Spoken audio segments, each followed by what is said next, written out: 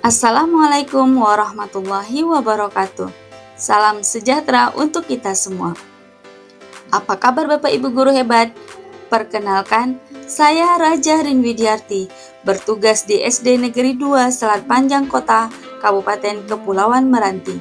Saya merupakan calon guru penggerak Angkatan 8. Pada kesempatan ini, saya akan menyampaikan tugas demonstrasi kontekstual modul 1.1 tentang pemikiran filosofis Ki Hajar Dewantara. Bapak fasilitator saya adalah Bapak Rizky Ikhwan S.Hum dan pengajar praktik Ibu Erwani SPD. Bapak Ibu guru hebat, menurut Ki Hajar Dewantara, pengajaran merupakan proses pendidikan dalam memberi ilmu untuk kecakapan hidup anak secara lahir dan batin. Sedangkan pendidikan adalah memberi tuntunan terhadap segala kekuatan kodrat yang dimiliki anak agar ia mampu mencapai keselamatan dan kebahagiaan, baik sebagai seorang manusia maupun sebagai anggota masyarakat. Pengajaran dan pendidikan adalah usaha persiapan dan persediaan untuk segala kepentingan hidup manusia, baik dalam hidup bermasyarakat maupun hidup berbudaya dalam arti yang seluas-luasnya. Adapun tujuan pendidikan adalah menuntun segala kodrat yang ada pada anak-anak agar mereka dapat mencapai keselamatan dan kebahagiaan yang setinggi-tingginya, baik sebagai manusia maupun sebagai anggota masyarakat.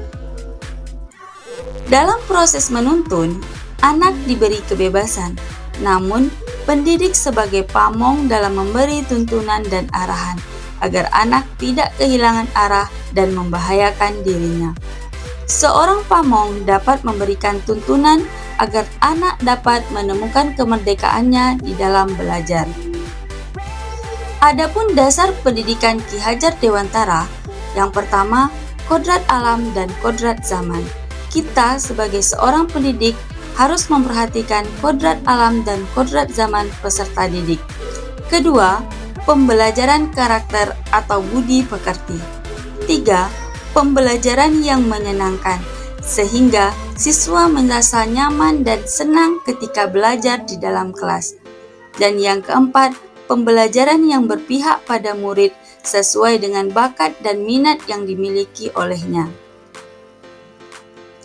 Ki Hajar Dewantara menjelaskan bahwa pendidikan berhubungan dengan kodrat alam dan kodrat zaman. Kodrat alam berkaitan dengan sifat dan bentuk lingkungan di mana anak berada, sedangkan kodrat zaman berkaitan dengan isi dan irama. Sedangkan pembelajaran karakter atau budi pekerti merupakan perpaduan antara gerak, pikiran, perasaan, dan kehendak atau kemauan sehingga menimbulkan tenaga. Budi pekerti juga dapat diartikan sebagai perpaduan antara cipta, kognitif, karsa, afektif sehingga menimbulkan sebuah karya psikomotor. Budi pekerti melatih anak untuk memiliki kesadaran diri yang utuh untuk menjadi dirinya atau kemerdekaan dirinya atau kemerdekaan orang lain. Seorang pendidik harus bisa seperti semboyan Ki Hajar Dewantara, ing ngarso sung tulodo, ing madio mangun karso, tut uri handayani. Di depan memberi teladan, di tengah membangun kekuatan dan terus berkarya, di belakang memberi dorongan. Maksudnya, di depan seorang pendidik harus memberi contoh dan suri tauladan kepada muridnya. Di tengah, seorang pendidik harus merangsang terciptanya ide atau gagasan-gagasan. Sedangkan di belakang, guru harus memberi dorongan dan mengarahkan bakat serta minat yang dimiliki oleh murid untuk mencapai cita-citanya. Berikut ini adalah implementasi pemikiran Ki Hajar Dewantara yang telah saya lakukan di SD Negeri 2 Selat Panjang Kota. Yang pertama adalah menanamkan karakter dan budi pekerti kepada murid dengan menerapkan 5S, senyum, salam, sapa, sopan dan santun. Kedua, merancang pembelajaran yang menyenangkan dan berpusat kepada siswa dengan menggunakan strategi dan model pembelajaran yang beragam. Ketiga, merancang pembelajaran yang berpihak kepada siswa dengan memberikan ruang dan kebebasan kepada mereka untuk mengekspresikan dirinya, namun tetap terarah. Dan yang keempat, memperhatikan kodrat alam dan kodrat zaman dengan menggunakan ilmu teknologi di dalam pembelajaran sesuai dengan zamannya.